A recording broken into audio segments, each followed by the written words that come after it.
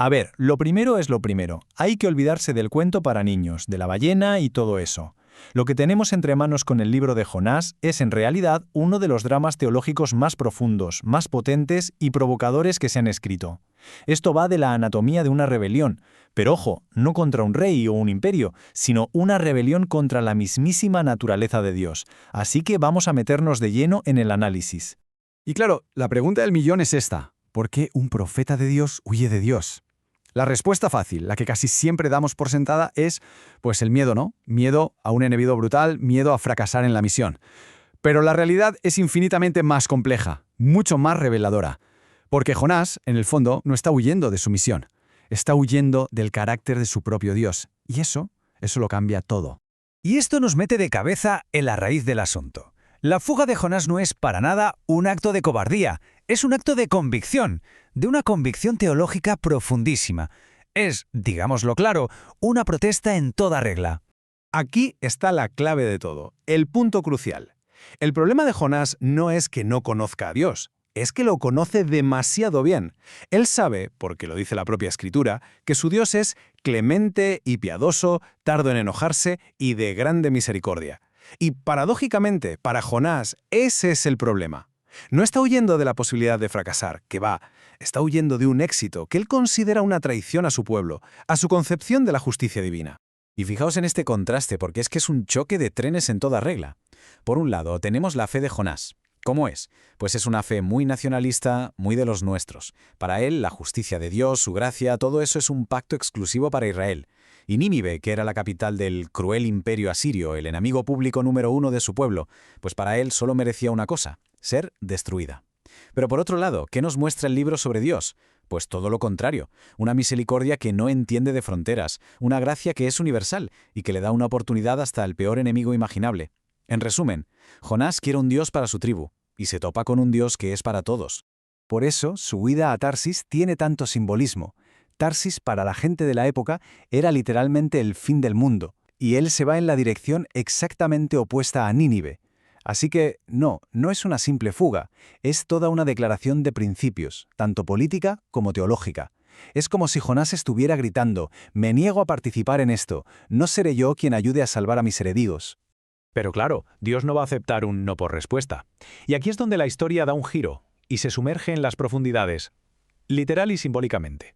Vamos a analizar ese famoso episodio del gran pez, porque, ya os adelanto, no es para nada lo que nos han contado. Fijaos en estas palabras, que vienen directamente de la oración que hace Jonás dentro del pez. Son la clave para entenderlo todo. Él dice que clama desde el vientre del Seol. El Seol, el lugar de los muertos. O sea, Jonás ha tocado fondo, pero fondo de verdad. Está en la oscuridad más absoluta. Ya no tiene el control, su ideología se ha derrumbado, y es justo ahí, en ese momento, cuando por fin se rinde. Y clama. ¿Pero a quién? Ya no a su Dios tribal, sino al Dios universal, a ese Dios de cuya misericordia intentaba huir. Y esto, claro, nos lleva a un concepto potentísimo que resonará siglos más tarde, lo que se conoce como el signo de Jonás. Y no va simplemente de pasarse 3 días en la barriga de un pez, es algo mucho más profundo. Es un arquetipo de muerte y resurrección. Es la idea de que a veces hay que sumergirse en el caos, en la oscuridad, como un paso necesario para poder renacer, para volver a la misión que habías dejado atrás. Tienes que bajar para poder subir. Ese es el signo de Jonás. Así que tenemos que cambiar por completo nuestra idea de este gran pez. No es una prisión, no es un castigo de Dios, es un vehículo de salvación, es un rescate. Lo salva de morir ahogado en una tormenta que, por cierto, él mismo había provocado, y lo lleva, como en una especie de terapia de shock en el fondo del mar, de vuelta al punto de partida, de vuelta a su misión. Es una paradoja, un instrumento de la gracia divina.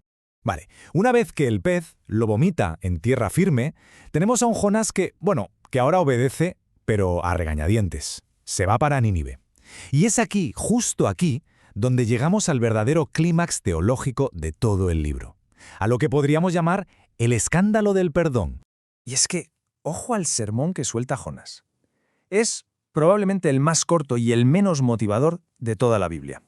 5 palabras en el hebreo original. Es un anuncio seco, sin más. Fatalista. No dice arrepentíos, no ofrece ninguna esperanza, no habla del amor de Dios, nada. Pura y dura condenación. y uno se lo imagina diciéndolo con una desgana total. Jonás cumple con el mínimo exigible. Y seguramente se queda esperando, incluso deseando, que su profecía se cumpla para poder decir, ¿veis? Os lo dije. Y sin embargo, contra toda lógica, y a pesar de lo nefasto del mensajero, pasa lo que nadie se esperaba. Ocurre el verdadero milagro de este libro. Es que esto es alucinante.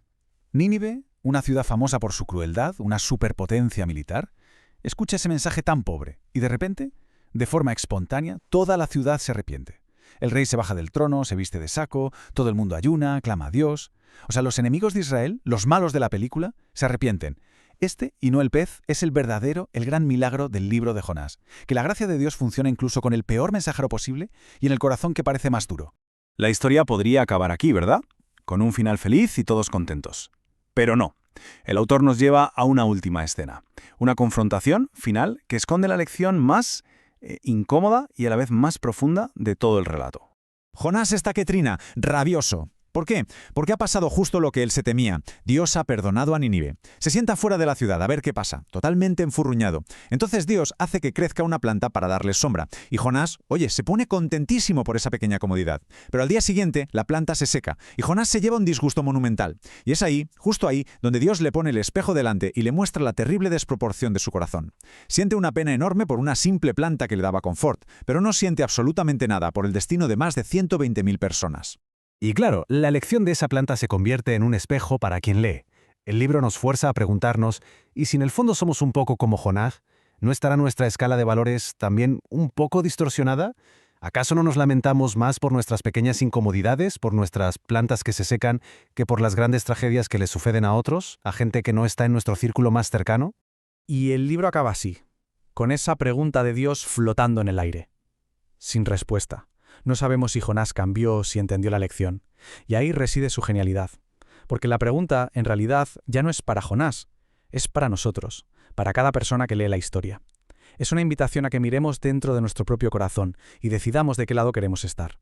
Del lado de la gracia limitada, de la justicia solo para los nuestros, o del lado de una compasión tan enorme, tan escandalosa, que es capaz de alcanzar incluso a aquellos que consideramos nuestros peores enemigos.